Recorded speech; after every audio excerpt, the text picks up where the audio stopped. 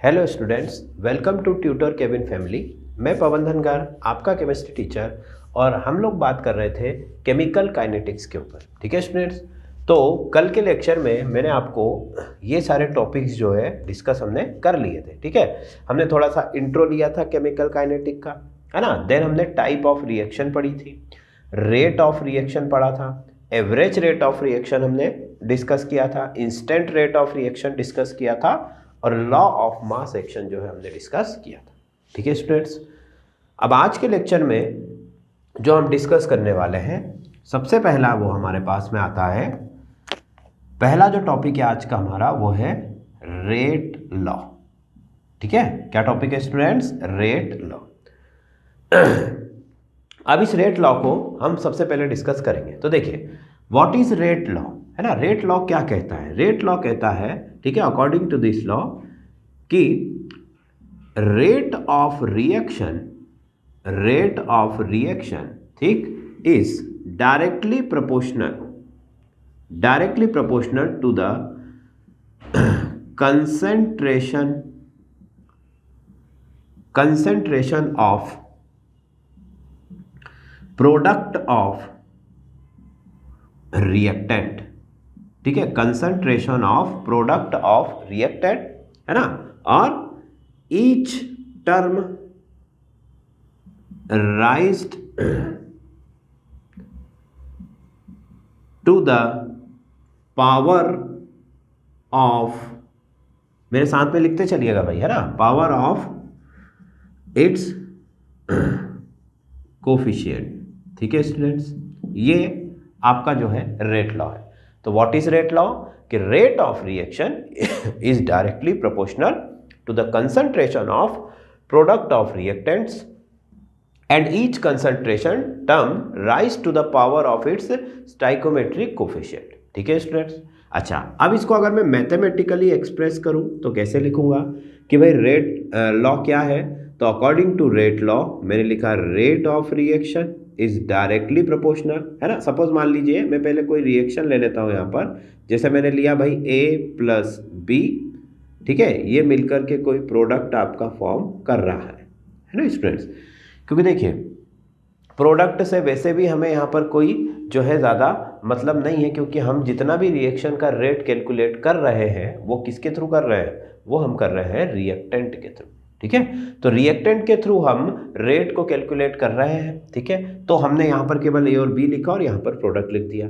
तो अब rate law ये कह रहा है कि भाई इस रिएक्शन का जो रेट है is directly proportional to the concentration of product of reactant.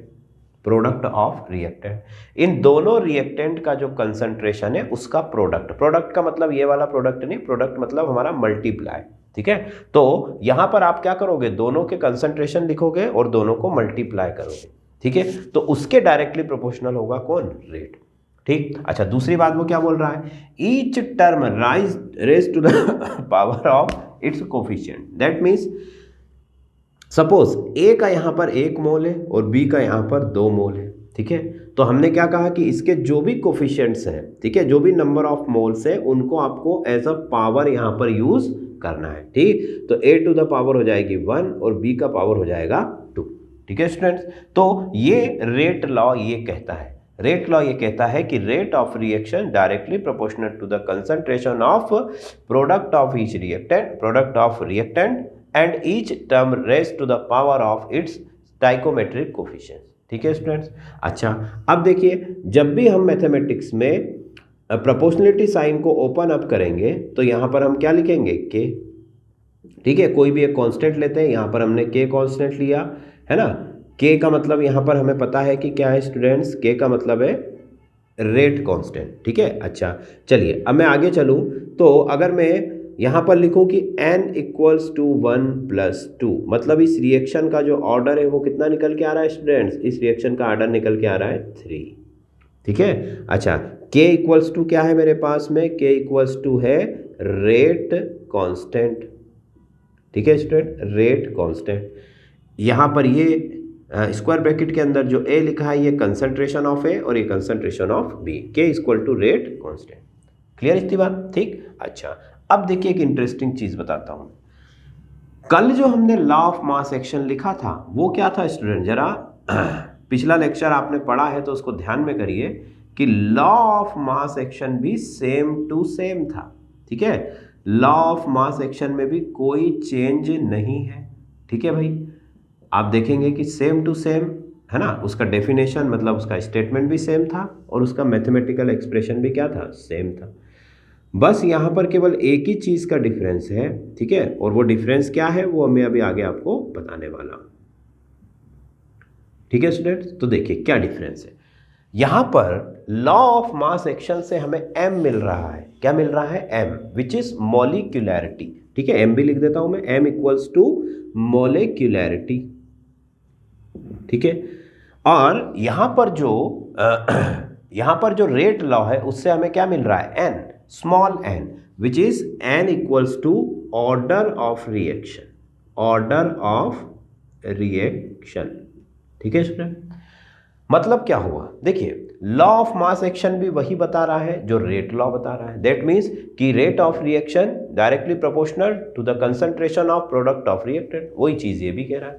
तो भाई फिर जब दोनों में सिमिलैरिटीज हैं, दोनों एक ही जैसे दिखाई दे रहे हैं, तो फिर ये दो अलग अलग नाम उन्हें क्यों दिए गए, है ना। इसको हमने कहा रेट लॉ और इसको हमने क्या कहा, लॉ ऑफ मास एक्शन। ठीक है students, law of mass action. तो ऐसा क्यों भाई, दोनों में कुछ तो डिफरेंस होगा ही, तभी तो ये दो लॉ हम पढ़ रहे हैं। अदरवाइज तो एक ही नाम होता उनका, या हम कह देते कि भाई नाम दो है पर लॉ एक है। बट यहाँ पर दोनों के नेम भी डिफरेंट है और दोनों का जो लॉ है वो भी आप अगर ध्यान से देखेंगे तो वो भी डिफरेंट है। क्या डिफरेंट है उसमें, देखिए यार डिफरेंस क्या है कि यहाँ पर हम m निकाल रहे हैं जो कि है मॉलिक्यूलैरिटी, और यहाँ पर हम निकाल रहे हैं स्मॉल n जो कि है ऑर्डर ऑफ द रिएक्शन। ठीक है, अब देखो ध्यान से सुनो, लॉ ऑफ मास एक्शन ये जो है थ्योरेटिकल कॉन्सेप्ट है। कौन सा कॉन्सेप्ट है स्टूडेंट, थ्योरेटिकल कॉन्सेप्ट। ठीक, और ऑर्डर ऑफ द रिएक्शन जो है ये है experimental concept.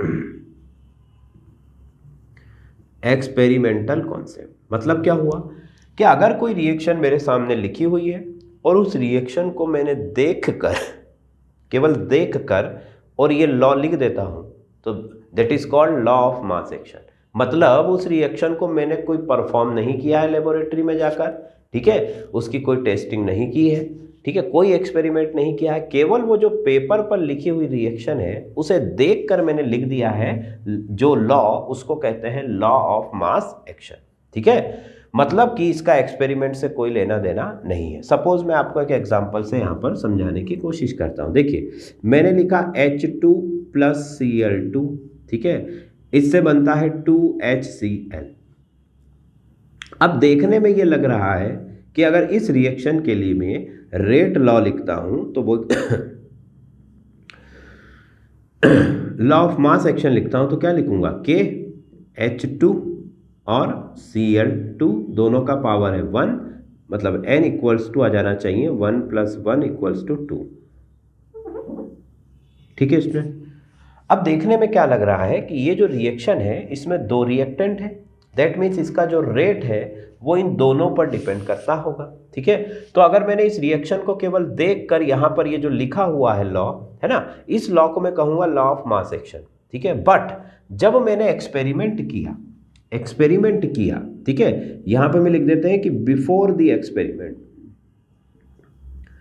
Law of mass action को हमेशा एक्सपेरिमेंट के पहले ही लिख लिया जाता है। ठीक है, एक्सपेरिमेंट आपने किया ही नहीं है, केवल पेपर पर लिखी हुई रिएक्शन को देखकर हमने लॉ लिख दिया, तो बिफोर द एक्सपेरिमेंट। ठीक है स्टूडेंट, अब आफ्टर द एक्सपेरिमेंट मैंने क्या किया, आफ्टर द एक्सपेरिमेंट, तो आफ्टर द एक्सपेरिमेंट जब मैंने इस रिएक्शन को लेबोरेटरी में गया, परफॉर्म करके देखा, तो मुझे क्या पता चलता है, मुझे पता चलता है कि H2 और Cl2 इन दोनों के कंसंट्रेशन का इस रिएक्शन के रेट पर कोई फर्क नहीं पड़ रहा है। दैट मीन्स क्या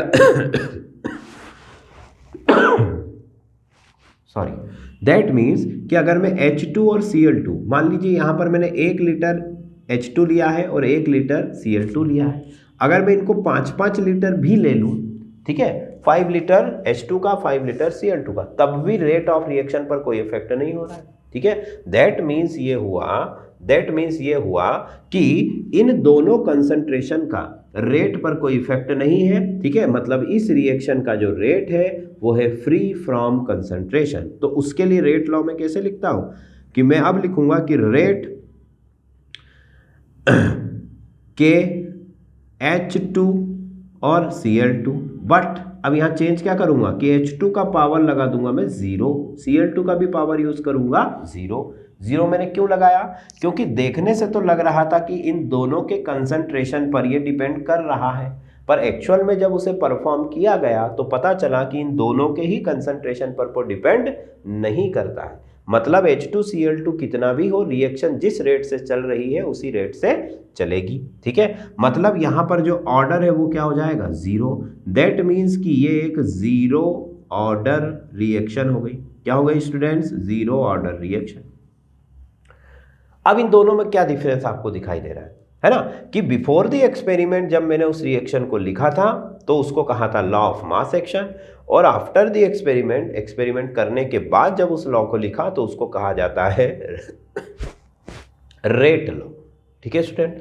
मतलब रेट लॉ आपको एग्जैक्ट इंफॉर्मेशन देता है कि रिएक्शन का रेट किन कंसंट्रेशन पर डिपेंड करता है और किन कंसंट्रेशन पर डिपेंड नहीं करता है। बट यहां पर लॉ ऑफ मास एक्शन जो है ये आपको ऐसी कोई जानकारी नहीं देता, क्योंकि वो तो बता रहा है कि 2 कंसंट्रेशन है, मतलब M2 मॉलिक्यूलरिटी बताता है, और मॉलिक्यूलरिटी का मतलब number of molecule which participate in the chemical reaction, number of molecules which participate in chemical reaction। मतलब लॉ ऑफ मास एक्शन से हमें केवल इतना पता चलेगा कि इस पर्टिकुलर रिएक्शन में कितने मॉलिक्यूल ने पार्टिसिपेट किया, how many molecule participate in that particular reaction, but it not give any information about rate of reaction, ठीक है। रेट ऑफ रिएक्शन के बारे में ये हमें कोई जानकारी नहीं दे पा रहा है कि भाई रेट किन किन कंसंट्रेशन पर डिपेंड करेगा या किन पर डिपेंड नहीं करेगा, है ना। लॉ ऑफ मास एक्शन केवल इतना बताता है कि भाई इन 2 मॉलिक्यूल ने पार्टिसिपेट किया, पर इनकी वजह से रेट पर कोई फर्क पड़ा या नहीं पड़ा, ये लॉ ऑफ मास एक्शन नहीं बताता। ये कौन बताएगा? रेट लॉ बताएगा। क्यों? क्योंकि उसको एक्सपेरिमेंट करने के बाद लिखा गया है। समझ में आ रही स्टूडेंट्स बात? तो ये मेजर डिफरेंस है आपका किन किन के बीच में, लॉ ऑफ मास एक्शन में और रेट लॉ में, कि लॉ ऑफ मास एक्शन एक थ्योरेटिकल कॉन्सेप्ट है, ठीक है, और रेट लॉ जो है वो एक एक्सपेरिमेंटल कॉन्सेप्ट है। लॉ ऑफ मास एक्शन में हमें मॉलिक्यूलरिटी का पता चलता है, ठीक है। रेट लॉ में हमें ऑर्डर ऑफ द रिएक्शन का पता चलता है, ठीक है। इस तरीके से ये दोनों लॉ एक दूसरे से डिफरेंट होते हैं, अदरवाइज आप देखोगे कि दोनों में कोई विशेष अंतर नहीं, ठीक है स्टूडेंट, बात समझ पा रहे हैं। तो ये हमारा स्टूडेंट्स हुआ रेट लॉ। तो अब जब भी हम लिखेंगे किसी भी रिएक्शन के लिए वो रेट लॉ ही लिखा जाता है। लॉ ऑफ मास एक्शन केवल थ्योरेटिकल कॉन्सेप्ट है जो कि हम बहुत ही कम यूज करते हैं। ज़्यादातर हमको क्या लिखना है, क्योंकि भाई ऑलरेडी जितनी भी रिएक्शन है सब परफॉर्म हो चुकी है, सारे जो केमिस्ट लोग हैं हमारे, जो साइंटिस्ट लोग हैं हमारे, उन लोगों ने इनको परफॉर्म करके ऑलरेडी इनका रेट वगैरह सारा कुछ कैलकुलेशन कर लिया है, हमें तो केवल पढ़ना है। इस वजह से हम हमेशा रेट लॉ को जो है लिखते हैं। क्यों? क्योंकि वो आपको ऑर्डर ऑफ द रिएक्शन बताता है, ठीक है स्टूडेंट। ओके, तो इसका स्क्रीनशॉट आप ले लीजिए, फिर हम आगे चलें। ओके, चलिए नेक्स्ट अब मैं इसको यहाँ से हटा रहा हूँ, ठीक है। अगला जो हमारा आज का टॉपिक रहेगा, मतलब इसी से रिलेटेड आगे बढ़ते चलेंगे हम। रेट लॉ हमारा हो चुका है, ठीक है। लॉ ऑफ मास एक्शन भी हमारा हो चुका है, ठीक है। चलिए, रेट ऑफ रिएक्शन भी हमारे हो चुके हैं। अब जो अगली चीज आती है वो हम पढ़ेंगे ऑर्डर ऑफ द रिएक्शन, ठीक है, which is so much important. Students, 12th के एग्जाम हो चाहे नीट जेई वगैरह, इसमें आपका सीधा सीधा ऑर्डर जो है से रिलेटेड क्वेश्चंस पूछे जाते हैं, ठीक है। तो देखिए अब अगला टॉपिक मैं लगा रहा हूं ऑर्डर ऑफ द रिएक्शन। हालांकि मैं इसके बारे में डिस्कस अभी थोड़ा सा मैंने किया है, पर अब इसको हम डिटेल में पढ़ेंगे। ठीक है, अभी बताया था यहाँ पर। ठीक है, तो ऑर्डर ऑफ द रिएक्शन का क्या डेफिनेशन है, क्या लिखूंगा, तो मैं लिख सकता हूं कि ऑर्डर ऑफ द रिएक्शन, ठीक है, it is the sum of power of concentration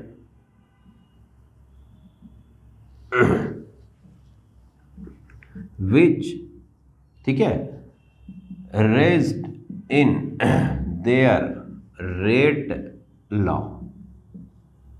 ठीक, ऑर्डर ऑफ द रिएक्शन क्या है, बहुत सिंपल सी चीज है। ठीक है, आपको केवल क्या करना है, आपको केवल पावर्स को जो है वो जोड़ना है। ठीक है, कौन सी पावर को जोड़ना है स्टूडेंट्स, जो पावर आप रेट लॉ में लिख रहे हो, है ना। सपोज फिर से मैं लेता हूं, मान लीजिए मैंने फिर से लिया A plus B plus C, जिन्होंने मिलकर प्रोडक्ट को फॉर्म किया। ठीक है स्टूडेंट्स, अब A का मान लीजिए सपोज मेरे पास में P मोल है, B के Q मोल है और C के R मोल है। ठीक है, ये नंबर ऑफ मोल्स मैंने ऐसे ही ले लिए हैं। ठीक है, अब अगर आपसे कहा जाए कि इस पर्टिकुलर रिएक्शन के लिए आप रेट लॉ लिखिए, तो क्या लिखोगे बेटा, रेट लॉ। रेट लॉ लिखने के लिए मैं लिखूंगा concentration of A to the power small p, concentration of B to the power Q, concentration of C to the power, इनको भी हम स्मॉल ही ले लेते हैं, चलो, तो P Q R। ठीक है, ये स्मॉल ले लिया। तो यहां पर जो ऑर्डर है n इक्वल्स टू क्या हो जाएगा, P plus Q plus R। ठीक है, और n यहां पर क्या है students, order of the reaction के हमारा रेट कांस्टेंट है और ये ऑर्डर ऑफ द रिएक्शन है। ठीक है, तो मतलब कि ऑर्डर ऑफ द रिएक्शन किसे कहेंगे कि रेट लॉ में किसी रिएक्शन के लिए आप पहले रेट लॉ लिखिए। रेट लॉ लिखने का मतलब ही होता है कि आपने एक्सपेरिमेंट कर लिया है। ठीक है, तो कोई ये ना कहे कि भाई बिना एक्सपेरिमेंट करे हमने ये कैसे लिख दिया। रेट लॉ अगर आप लिख रहे हो दैट मीन्स कि आप एक्सपेरिमेंट करने के बाद ही लिख रहे हो। ठीक है, तो रेट लॉ लिखा मैंने किसी रिएक्शन के लिए, और उसमें जो कंसंट्रेशन टर्म्स थे उसके, उनके जो पावर्स थे उनके ऊपर मैंने क्या कर दिया, उन सभी पावर्स का टोटल कर दिया। ठीक है, उन सभी पावर को ऐड कर दिया, जोड़ दिया, उसी को मैं क्या कहूँगा, उसी को मैं कहूँगा ऑर्डर ऑफ द रिएक्शन। ठीक, और लॉ ऑफ मास एक्शन में जब पावर को हमने जोड़ा था तो वो क्या आया था स्टूडेंट्स, वो था मॉलिक्यूलैरिटी, और यहाँ पर जो पावर आया है का जो टोटल आया है उसको हम कहेंगे ऑर्डर ऑफ द रिएक्शन। समझ पा रहे हैं इतनी बात। ठीक है, अब ऑर्डर ऑफ द रिएक्शन, अच्छा इसमें देखिए ये जो रेट कांस्टेंट K है, इसके कुछ कैरेक्टरिस्टिक्स होते हैं, वो भी मैं आपको यहाँ पर डिस्कस कर लेता हूँ क्योंकि वो आगे हमें काम आने वाले हैं। ठीक है, तो कैरेक्टरिस्टिक्स ऑफ रेट कांस्टेंट। ठीक है, रेट कांस्टेंट्स के क्या क्या कैरेक्टर हो सकते हैं, है ना। रेट कांस्टेंट K हमने मान रखा है, ये रहा हमारा K, है ना। इसके क्या कैरेक्टरिस्टिक्स हैं, तो पहला कैरेक्टर मैं इसके लिए लिख सकता हूं कि रेट कांस्टेंट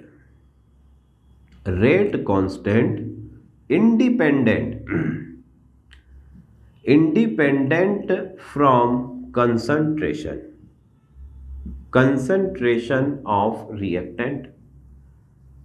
ठीक है, रेट कांस्टेंट जो होता है वो रिएक्टेंट के कंसंट्रेशन पर उसकी वैल्यू डिपेंड नहीं करती है। ठीक है, दैट मीन्स आप रिएक्टेंट का कोई भी कंसंट्रेशन ले, ठीक है, उससे रेट कांस्टेंट पर कोई इफेक्ट पड़ने वाला नहीं है। ध्यान से सुनिएगा चीजों को, रेट ऑफ रिएक्शन नहीं कहा है मैंने कहा है रेट कांस्टेंट।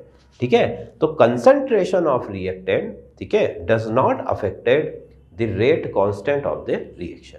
रेट कांस्टेंट को कंसंट्रेशन अफेक्ट नहीं कर सकता, वो इंडिपेंडेंट होता है। ठीक है भाई, अगला पॉइंट क्या लिख सकता हूं कि rate constant depends upon temperature of the reaction. Rate constant जो है कंसंट्रेशन पर डिपेंड नहीं कर रहा है, बट रिएक्शन के टेम्परेचर पर डिपेंड करता है। किस पर डिपेंड करता है? रिएक्शन के टेम्परेचर पर। दैट मीन्स कि अगर आप टेम्परेचर है 25 डिग्री तो रेट कांस्टेंट अगर K1 है, और अगर आपने टेम्परेचर इंक्रीज कर दिया मान लीजिए 35 डिग्री सेंटीग्रेड, तो जो रेट कांस्टेंट है वो K2 हो जाएगा। ठीक है, मतलब जितनी बार आप रिएक्शन का टेम्परेचर चेंज करोगे उतनी बार जो है रेट कांस्टेंट भी क्या हो जाएगा? चेंज हो जाएगा। ठीक, हाँ, अगर आप कंसंट्रेशन चेंज करते हो तो ये अनअफेक्टेड है, इस पर कोई फर्क नहीं पड़ेगा, बट अगर आपने टेम्परेचर चेंज कर दिया तो जो है ये भी चेंज हो जाएगा, के की वैल्यू चेंज हो जाएगी। ठीक, चलिए इसका अगला कैरेक्टर में स्टूडेंट लिख सकता हूं कि जो रेट कांस्टेंट है रेट कांस्टेंट जो होता है, ठीक है, ये क्या करता है? Rate constant have different value, ठीक है, different value for different reaction. ठीक है, मतलब किन्हीं भी दो रिएक्शन का रेट कांस्टेंट का जो वैल्यू है वो सेम नहीं होता है। ठीक है, हर रिएक्शन के लिए रेट कांस्टेंट का वैल्यू जो है वो डिफरेंट होगा। ठीक है, अगर आपने 10 रिएक्शन लिखी है तो 10 रिएक्शन के लिए रेट कांस्टेंट का वैल्यू क्या होगा? अलग अलग होगा। ठीक है, जैसे कैटलिस्ट होता था ना कि भाई हर रिएक्शन के लिए जो कैटलिस्ट है वो सेपरेट होता है, वो स्पेसिफिक होता है, नेचर उसका स्पेसिफिक है, तो वैसे ही यहाँ पर जो के की वैल्यू है वो भी क्या है? स्पेसिफिक है for each reaction. Her reaction के लिए के का वैल्यू यहाँ पर चेंज हो जाएगा। ठीक, चलिए फिर अगला मैं लिखता हूँ इसका कैरेक्टर। ठीक है, कि नंबर 4, ठीक है, तो rate constant have different value, ठीक है, फॉर सेम रिएक्शन, ठीक है, same reaction at different temperature. ठीक है, आप क्या बोल रहा है ध्यान से सुनिएगा। ये कहना चाह रहे हैं कि भाई रेट कांस्टेंट का जो वैल्यू है वो एक ही रिएक्शन में भी चेंज हो सकता है। अलग अलग रिएक्शन के लिए तो अलग अलग है ही, पर एक ही रिएक्शन के लिए भी जो है रेट कांस्टेंट का वैल्यू चेंज हो सकता है। Value of rate constant change हो सकता है सेम रिएक्शन के लिए। कंडीशन क्या दी है कि अगर आपने टेम्परेचर चेंज किया तो। ठीक है, तो मतलब हमने जो अभी यहाँ कहा था वो सही बात है। क्या कहा था कि रेट कांस्टेंट डिपेंड करता है किस पर? टेम्परेचर पर। तो भाई अगर आपने सपोज मान लीजिए कि डिकम्पोजिशन ऑफ अमोनिया की जो रिएक्शन है ये चल रही है आराम से। ठीक है, मान लीजिए सपोज 500 डिग्री सेंटीग्रेड पर ये रन है। अगर इसका टेम्परेचर मैं चेंज करूंगा, देखो कंसंट्रेशन चेंज करूंगा, रेट कांस्टेंट की वैल्यू पर कोई चेंज नहीं होगा, बट अगर इसका टेम्परेचर में चेंज कर दूंगा तो इसी रिएक्शन के लिए रेट कांस्टेंट बदल जाएगा। ठीक है, ये वो कहना चाह रहे हैं। ठीक है स्टूडेंट, तो rate constant independent from concentration, dependent on upon temperature. ठीक है, different value for different reaction और different value for same reaction at different temperature.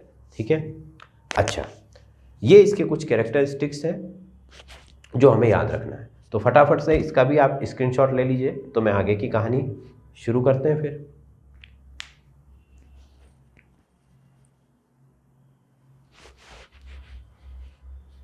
Okay students, चलिए तो नेक्स्ट हम हमारा ऑर्डर ऑफ द रिएक्शन शुरू कर रहे थे, है ना।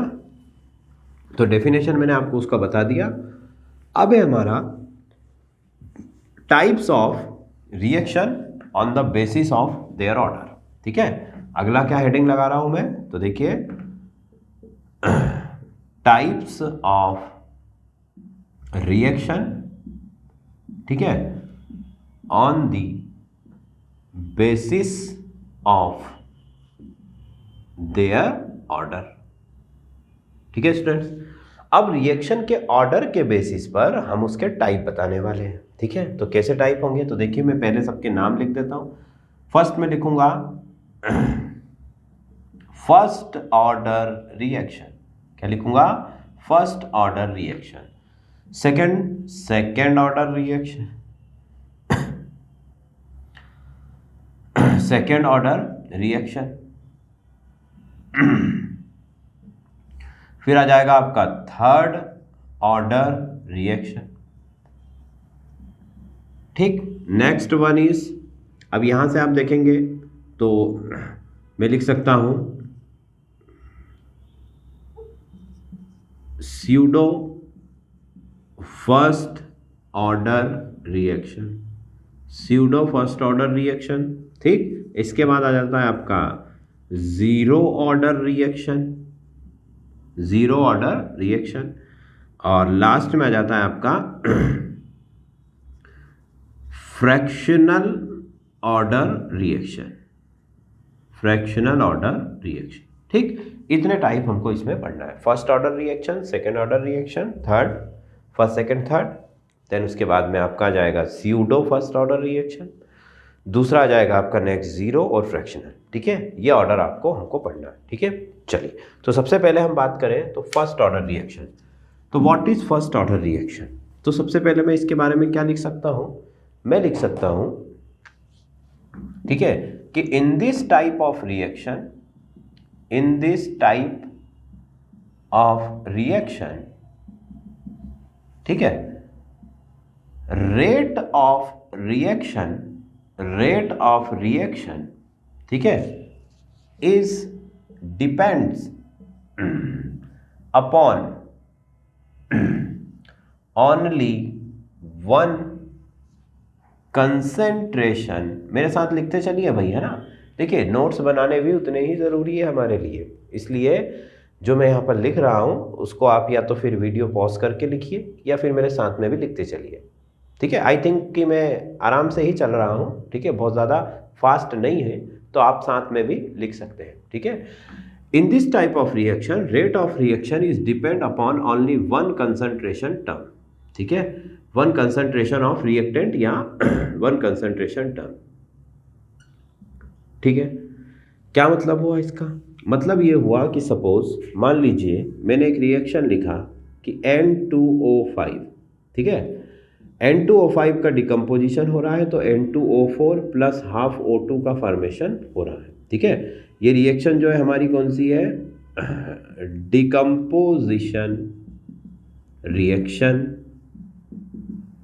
Of nitrogen penta oxide. ठीक है, decomposition reaction of nitrogen penta oxide.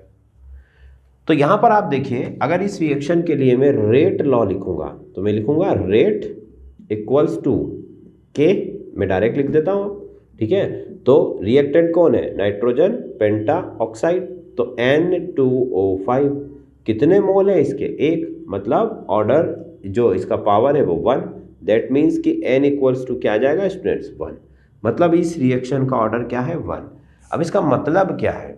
इसका मतलब ये है स्टूडेंट्स कि यहाँ पर इस रिएक्शन का रेट इस एक कंसंट्रेशन पर डिपेंड करता है। ठीक, अब आप कहेंगे कि भाई इसमें तो एक ही कंसंट्रेशन है तो एक पर ही करेगा। ठीक है, बट ऐसा नहीं है, हो सकता है इसमें more than one concentration units हो। ठीक है, सपोज ऐसी कोई रिएक्शन आप ले लीजिए जिसमें more than one concentration units है या टर्म्स है, बट रेट ऑफ रिएक्शन को अफेक्ट करने वाला जो कंसंट्रेशन है वो कोई एक ही है, तो उसको भी हम कहेंगे फर्स्ट ऑर्डर रिएक्शन। ठीक है, तो फर्स्ट ऑर्डर रिएक्शन का मतलब ऐसी रिएक्शंस जिनका रेट जो है केवल रिएक्टेंट के एक कंसंट्रेशन यूनिट पर डिपेंड करता है, that is called first order reaction. ठीक है, तो rate of reaction is depend upon only one concentration of reactant, it is called rate first order reaction. ठीक है, चलिए, इसके अलावा आप और भी कुछ देख सकते हैं, जैसे H2O2। ठीक है, इसका डिकम्पोजिशन कराएंगे तो क्या बन सकता है students? H2O plus half O2, ये भी एक फर्स्ट ऑर्डर रिएक्शन है। ठीक है, जैसे मैंने रेट लिखा तो H2O2 1, N equals to 1। Fine, चलिए, तो ये था हमारा फर्स्ट ऑर्डर रिएक्शन। अब हम आगे बढ़ते हैं स्टूडेंट सेकेंड ऑर्डर रिएक्शन के लिए। ठीक है, तो यहाँ पर मैं चेंज कर देता हूँ फटाफट से। ठीक है, यहाँ तक तो हमको सेम ही है तो कोई अलग से लिखने की ज़रूरत नहीं पड़ेगी। ठीक है, तो इस फर्स्ट की जगह मैंने उठा के कर दिया सेकेंड। सेकेंड ऑर्डर रिएक्शन का क्या डेफिनेशन हो जाएगा कि इन दिस टाइप ऑफ रिएक्शन, ठीक है, rate of reaction is depends upon, ठीक है, टू कंसंट्रेशन ऑफ रिएक्टेंट। ठीक है, अब 1 की जगह यहां पर क्या आ गया, 2 आ गया। ठीक है, तो सेकेंड ऑर्डर रिएक्शन में क्या होगा स्टूडेंट, सेकेंड ऑर्डर रिएक्शन में ये होगा कि रिएक्शन का जो रेट है वो 2 कंसंट्रेशन पर डिपेंड करेगा। ठीक है, 2 कंसंट्रेशन पर डिपेंड करेगा। अब ये हो सकता है कि उसमें 2 ही रिएक्टेंट मॉलिक्यूल हो, या मोर देन 2 भी है, तब भी वो केवल 2 पर ही क्या करता है, डिपेंड करता है। ठीक है, जैसे सपोज मान लीजिए एग्जांपल अगर मैं कहूँ तो क्या लिख सकता हूँ कि भाई H2 प्लस I2 ये मिलकर बना रहा है 2HI। क्या बना रहा है, 2HI। ठीक, अभी हम इसको ऐसे ही लिखते हैं। तो देखिए इसके लिए मैं रेट लिखूंगा तो क्या लिखूंगा स्टूडेंट्स, फॉरवर्ड रिएक्शन के लिए, तो यहाँ पर हो जाएगा K H concentration of H2 power 1 concentration of I2 to the power 1। तो n इक्वल्स टू 1 प्लस 1, that means n equals to 2। That means इस रिएक्शन का जो ऑर्डर निकल कर आ रहा है वो आ रहा है सेकेंड ऑर्डर रिएक्शन। मतलब ये हुआ कि इस रिएक्शन में से अगर मैं I2 का कंसंट्रेशन बढ़ाना या कम करता हूँ, इंक्रीज और डिक्रीज दोनों में से कुछ भी इसके साथ करता हूँ, तो रेट ऑफ रिएक्शन अफेक्ट हो जाएगा। अगर H2 के कंसंट्रेशन को भी मैं जो है चेंज करता हूँ, ठीक है, इंक्रीज और डिक्रीज, तब भी रेट ऑफ रिएक्शन क्या हो जाएगा, चेंज हो जाएगा। मतलब इस रिएक्शन का जो रेट है वो इन दोनों कंसंट्रेशन पर डिपेंड करता है। समझ पा रहे हैं स्टूडेंट पार्ट को? ठीक है, तो ये हुआ हमारा सेकेंड ऑर्डर रिएक्शन। ये सिंपल सी चीज़ है। ठीक, चलिए आगे चलिए। तो आगे हम बात करें थर्ड ऑर्डर रिएक्शन की, तो इसी को मैं थर्ड बना देता हूँ। ठीक है, ये बन गया थर्ड ऑर्डर रिएक्शन। वहाँ तक भी डेफिनेशन सेम रहने वाली, केवल यहाँ पर अब मुझे क्या करना पड़ेगा, 3 लिखना पड़ेगा। क्या लिखना पड़ेगा, 3। तो थर्ड ऑर्डर रिएक्शन का क्या डेफिनेशन बन गया स्टूडेंट, कि इन this type of reaction rate of reaction is depends upon, ठीक है, 3 कंसंट्रेशन ऑफ रिएक्टेंट्स या 3 कंसंट्रेशन टर्म्स ऑफ रिएक्टेंट। अगर रिएक्शन का रेट 3 कंसंट्रेशन पर डिपेंड करता है तो हम उसको कहेंगे थर्ड ऑर्डर रिएक्शन। क्या कहेंगे students, third order reaction. Clear इतनी बात?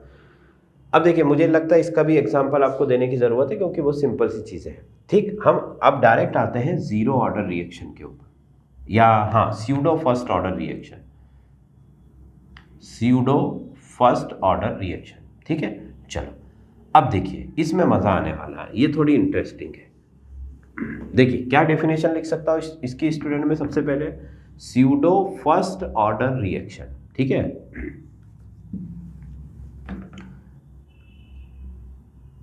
Pseudo first order reaction. ठीक, तो इस तरह की रिएक्शंस में ठीक है, ऑर्डर ऑफ रिएक्शन, ठीक है, ये कितना होता है, order of reaction equals to 1। ठीक, बट इट लुक्स लाइक, ठीक है, looks like second order reaction. ठीक, मतलब in this type of reaction order of the reaction equals to 1 है। ठीक है, बट वो दिखाई कैसे देती है कि उनका ऑर्डर कितना हो, सेकेंड। मतलब देखने से लग रहा है, ठीक है, भाई होता है ना कि हम जो देखते हैं वो होता नहीं। ठीक है, कि भाई हमने किसी चीज़ को देखा और जब उसको हमने अच्छे से जो है एक्सपेरिमेंटली हमारे ऊपर ट्राई किया या फिर उसको जो है परख करके देखा तो पता चला कि जो दिख रहा था एक्चुअल में वैसा नहीं है। तो सेम यहाँ पर भी हो रहा है। तो देखिए जरा मैं यहाँ पर एक एग्जांपल लेता हूँ। मैं एग्जांपल लिया कि भाई इथाइल एसीटेट, क्या नाम है इसका स्टूडेंट्स, इथाइल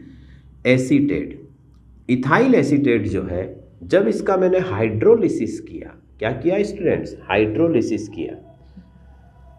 मैं यहाँ लिख देता हूँ कि hydrolysis of ethyl acetate.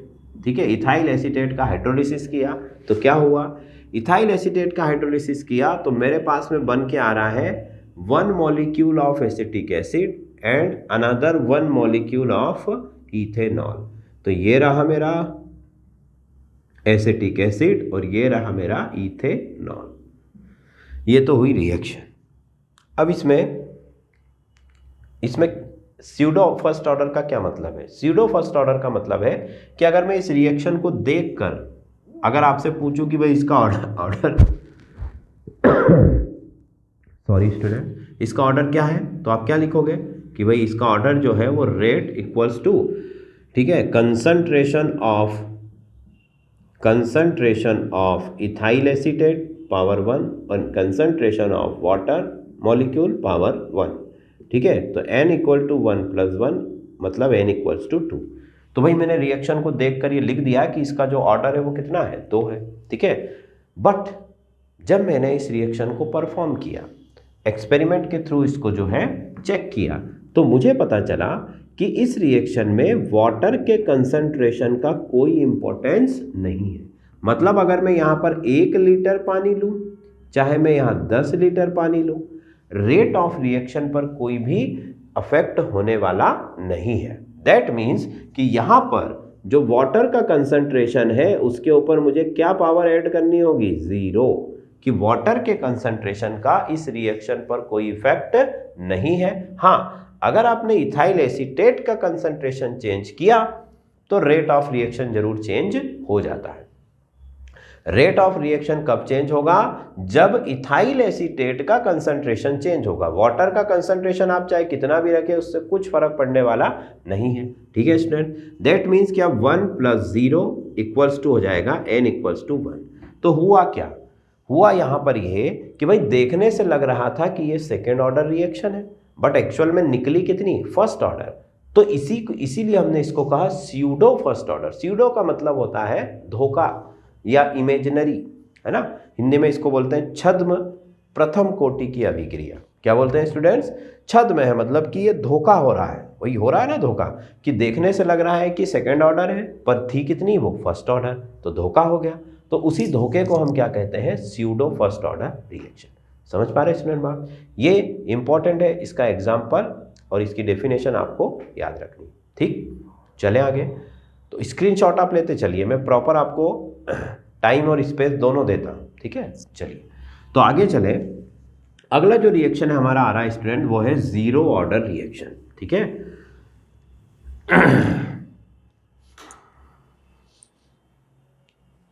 Zero order reaction, next हमारे पास में आ रहा है zero order reaction. Zero order reaction में क्या डेफिनेशन लिख सकता हूं मैं स्टूडेंट्स, तो देखिए, इन दिस टाइप ऑफ रिएक्शन,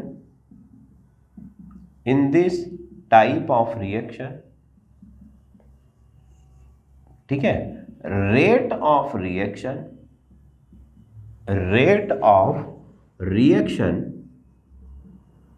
ठीक, is independent from concentration of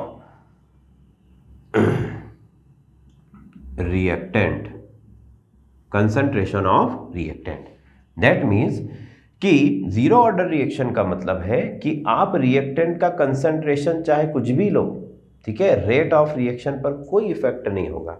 वो जिस रेट से चल रही है वो उसी रेट से चलेगी, अदर फैक्टर्स पर वो डिपेंड करती है, ठीक है। इसका मतलब ये नहीं है कि रेट ऑफ रिएक्शन बिल्कुल किसी फैक्टर पर भी डिपेंड नहीं कर रहा। रेट ऑफ रिएक्शन यहाँ पर कंसंट्रेशन पर डिपेंड नहीं करता है, हो सकता है टेम्परेचर पर डिपेंड कर रहा हो, है ना, हो सकता है जो है आपका हम कहें कि कैटालिटिक एक्टिविटी पर डिपेंड कर रहा हो, ठीक है, बहुत सारी चीज़ें हो सकती हैं। तो यहाँ पर हमने केवल इतना कहा है कि भाई वो चाहे कोई भी एक्टिविटी पर, कोई भी फैक्टर पर डिपेंड करे, बट कंसंट्रेशन पर डिपेंड नहीं कर रहा, ठीक। तो देखो फिर एग्जाम्पल में पहली रिएक्शन में लिखूंगा डिकम्पोजिशन ऑफ अमोनिया, ठीक है, decomposition of ammonia which is NH3 ठीक है, ये डिकम्पोज होती है और बनाती है 3H2 + N2। ठीक है, ये रिएक्शन है जो हेबर प्रोसेस है, हम कई बार पढ़ चुके हैं। ठीक है, अब इसमें हमने रेट लिखा, तो रेट अगर इसको देख कर लिखेंगे तो क्या समझ में आता है कि भाई ये तो सेकेंड ऑर्डर रिएक्शन होनी चाहिए क्योंकि अमोनिया के 2 मॉलिक्यूल हैं। बट जैसे ही परफॉर्म किया तो पता चला कि ये तो 0 ऑर्डर रिएक्शन है। मतलब अमोनिया का कंसंट्रेशन में कुछ भी लूँ, इस रिएक्शन पर कोई फर्क पड़ने वाला नहीं है। सपोज मान लीजिए कि भाई 1 सेकेंड के अंदर 10 मॉलिक्यूल्स ऑफ अमोनिया, ठीक, पर सेकेंड डिकम्पोज होते हैं, है ना। 1 सेकेंड के अंदर अमोनिया के 10 मॉलिक्यूल डिकम्पोज हो रहे हैं और आपने अमोनिया का कंसंट्रेशन कितना लिया था? सपोज मान लीजिए मैंने लिया था 1 लीटर। तो जब मैंने अमोनिया का कंसंट्रेशन 1 लीटर लिया तो उसके 10 मॉलिक्यूल पर सेकेंड के हिसाब से जो है डिकम्पोजिशन हो रहा था। तो अगर मैं इसका कंसंट्रेशन 10 लीटर कर दूं तो भाई ये रेट भी 10 टाइम होना चाहिए था, बट यहाँ ऐसा नहीं होता। अभी भी 10 मॉलिक्यूल पर सेकेंड के हिसाब से ही जो है डिकम्पोजिशन हो रहा है। दैट मीन्स कि अमोनिया का चाहे जो भी कंसंट्रेशन हो, ठीक है, इस रिएक्शन के रेट पर उसका कोई इफेक्ट नहीं पड़ता। That's why it is called 0 order reaction. ठीक, तो n इक्वल्स टू हो जाएगा यहाँ पर 0, मतलब इंडिपेंडेंट फ्रॉम कंसंट्रेशन। अच्छा, तो ये किस पर डिपेंड करती है? फिर ये कैटलिस्ट पर डिपेंड करता है। ठीक है, कि भाई इसमें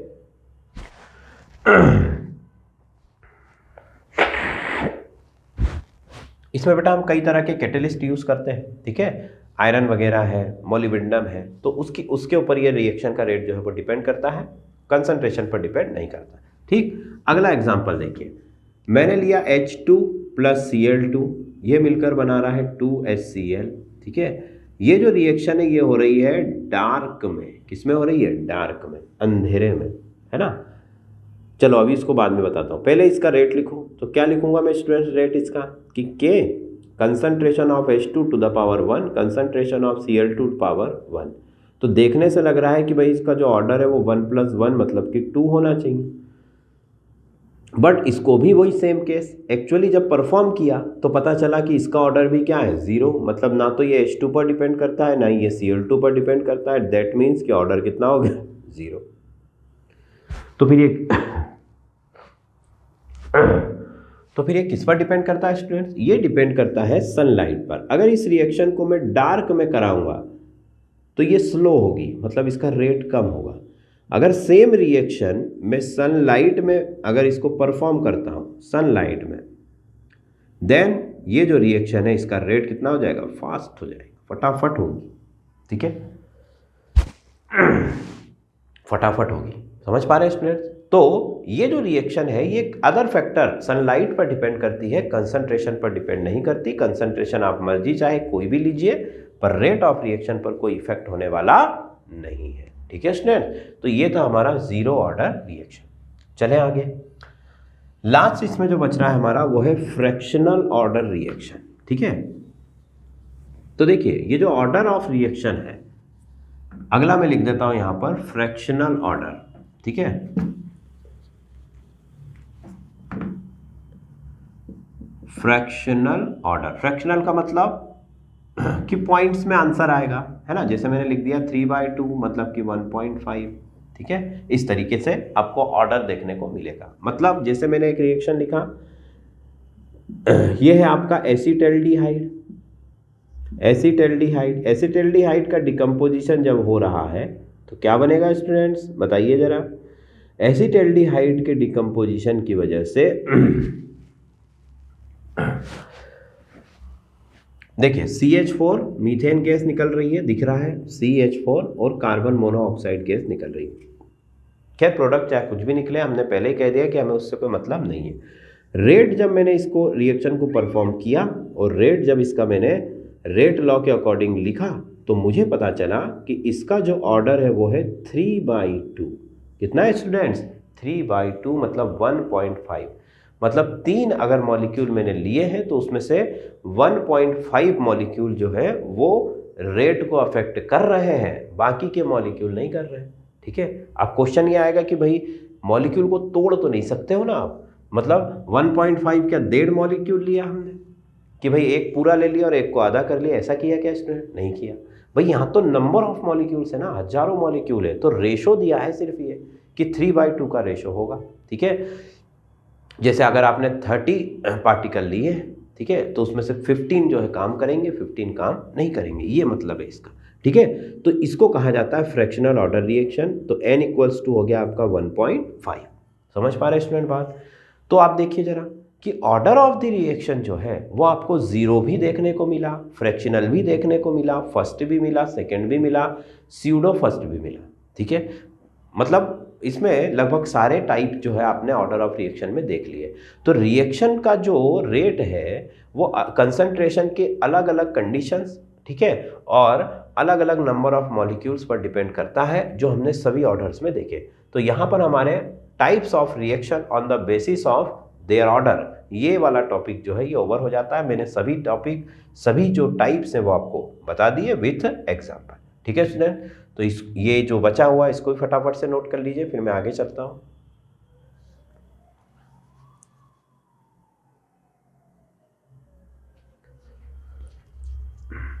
ठीक है स्टूडेंट्स, चलिए तो देखिए, अगर मैं देखा जाए तो ऑर्डर ऑफ रिएक्शन के बारे में मैं कुछ बातें बोल सकता हूँ। क्या बोल सकता हूँ कि ऑर्डर ऑफ रिएक्शन, ठीक है, इट मे बी 0, ठीक है, इट मे बी 0, फ्रैक्शनल और इंटीजर। ठीक है, ये 0 भी हो सकता है, फ्रैक्शनल भी हो सकता है, इंटीजर भी हो सकता है, कुछ भी हो सकता है ऑर्डर ऑफ रिएक्शन, अभी देखा हमने। ठीक, दूसरी बात हमें यहाँ पता चली कि ऑर्डर ऑफ रिएक्शन भी जो है वो एक एक्सपेरिमेंटल कॉन्सेप्ट है। कौन सा कॉन्सेप्ट है? Experimental concept. ये दो बातें अभी हमें इन एग्जाम्पल से पता चलती हैं कि ऑर्डर ऑफ द रिएक्शन एक एक्सपेरिमेंटल कॉन्सेप्ट है, और ऑर्डर ऑफ द रिएक्शन का वैल्यू जो है वो 0 भी हो सकता है, फ्रैक्शनल भी हो सकता है, कोई इंटीजर भी हो सकता है, कुछ भी हो सकता है। ठीक है स्टूडेंट्स, चलिए तो स्टूडेंट्स आज के लिए हमारा ये टॉपिक जो है order of the reaction over होता है। अब कल हम जो है मॉलिक्यूलरिटी पढ़ने वाले हैं, फिर ऑर्डर ऑफ रिएक्शन और मॉलिक्यूलरिटी के बीच में हम कंपैरिजन करेंगे। ठीक है, और उसके बाद में जो है हमारे पास में कोलिजन थ्योरी।